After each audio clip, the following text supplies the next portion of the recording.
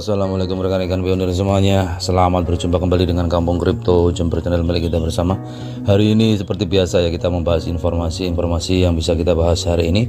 Tapi seperti biasa, sebelum kita bahas informasi hari ini, kita ucapkan syukur dulu kepada Yang Kuasa, dimana kita sudah diberikan nikmat sehat dan rezeki. Semoga nanti sampai di fase terakhir, di fase mainan terbuka diluncurkan oleh Kartim Amin. Dan langsung kita bahas informasi yang bisa kita bahas untuk hari ini rekan-rekan ya. Langsung kita bahas bersama. Open Mainnet hanya akan diluncurkan ketika jaringan lebih kuat dan siap. 1. Lebih banyak pionir yang harus lulus KYC terlebih dahulu. 2. Banyak pionir yang harus berimigrasi terlebih dahulu, koinnya ini maksudnya ya.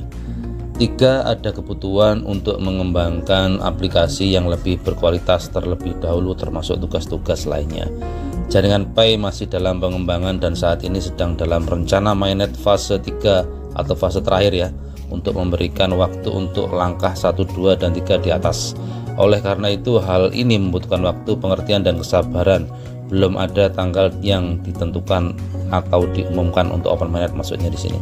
Tapi yang jelas di sini rekan-rekan, kita sudah berada di fase Enclosed Mainnet dan kita bebas bertransaksi dengan menggunakan koin Pi kita di dalam Enclosed Mainnet ini sesuai dengan harga kesepakatan dengan pionir satu dengan pionir yang lain, atau pionir dengan platform yang sudah bermitra ke jaringan Pi Network, dengan harga yang disepakati, dengan harga yang sudah ditentukan oleh platform yang sudah bermitra dengan jaringan Pi Network. Di sini belum ada patokan nilai ya, masih bebas kita mau bertransaksi dengan nilai koin Pi berapapun, bebas, tidak ada yang menghalangi, membatasi, karena di dalam fase Enclosed Mainnet ini.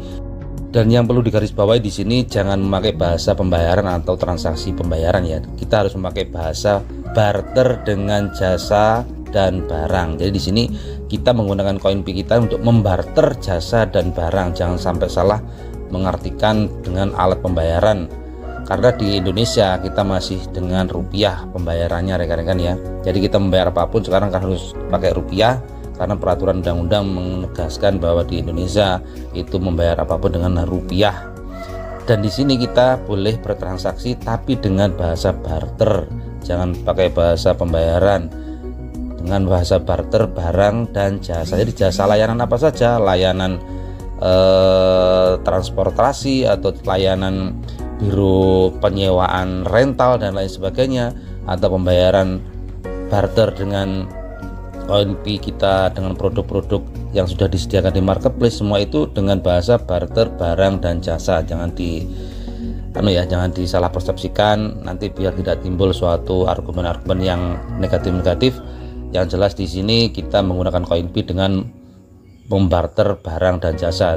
Jadi tidak untuk alat pembayaran ya, tapi untuk membarter barang dan jasa. Dan kita bebas di dalam fase Enclosed Mainnet ini dengan menggunakan koin Pi kita dengan sesama pionir atau dengan platform yang sudah bermitra dengan jaringan Pi Network, seperti misalkan kayak Bitcoin Mall, itu sudah banyak produk di situ yang sudah dibarter dengan koin Pi dan harganya memang tinggi, tapi itu memang sesuai dengan harga kesepakatan rekan-rekan. Jadi situ yang perlu digarisbawahi ya, bebas menggunakan koin Pi kita dengan barter barang dan jasa dimanapun dengan bahasa barter, jangan dengan bahasa pembayaran.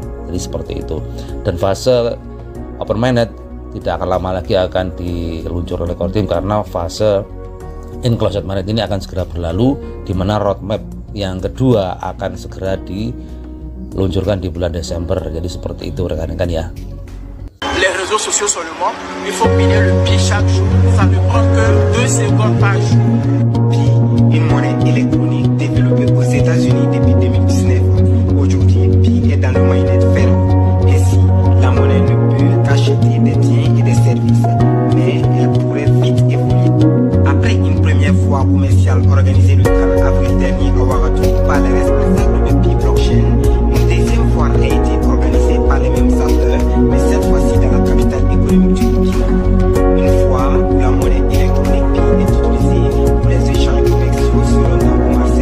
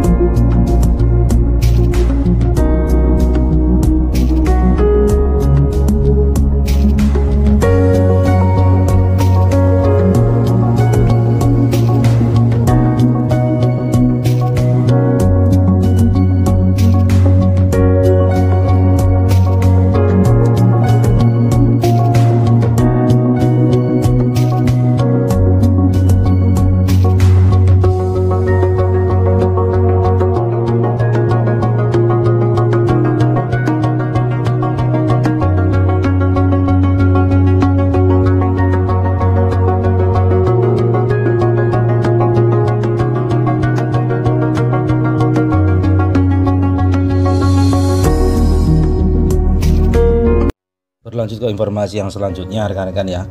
Versi V2 mainnet terbatas, semua jasa barang perdagangan keuangan melayani kebutuhan pengguna. Pay terhadap pengguna telah diintegrasi secara luas. Terserah pengguna dan berapa banyak pay yang ingin mereka belanjakan untuk suatu produk. Makanya ada cerita berani atau tidak berani.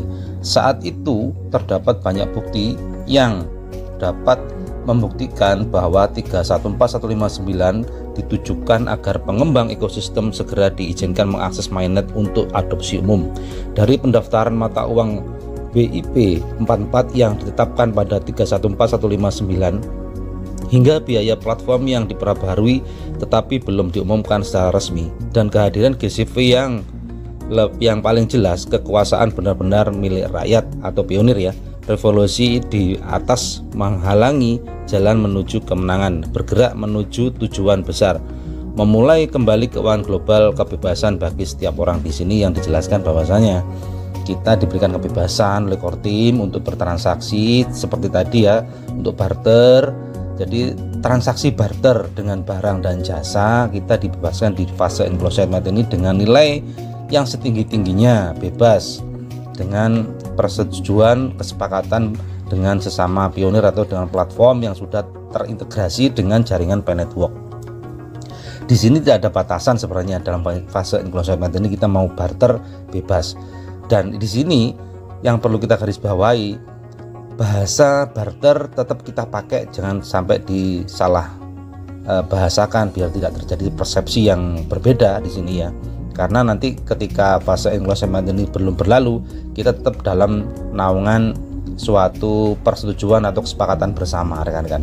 Kecuali kalau sudah open mainnet diluncurkan oleh core team, tidak ada batasan, bebas, tidak ada batasan, merdeka, dan di situ tidak ada yang membatasi apapun yang kita lakukan, barter atau dengan bahasa transaksi atau bahasa dengan pembayaran, kita bebas menggunakannya karena di situ sudah terintegrasi secara global semua platform dan semua apa yang dibutuhkan oleh Pay Network di dalam jaringan blockchain-nya itu sudah terintegrasi dan bebas melakukan pembayaran apapun dimanapun, dan tidak ada batasan berapapun kita mau bertransaksi dalam pembayaran di fase open mainnet. Jadi seperti itu ya.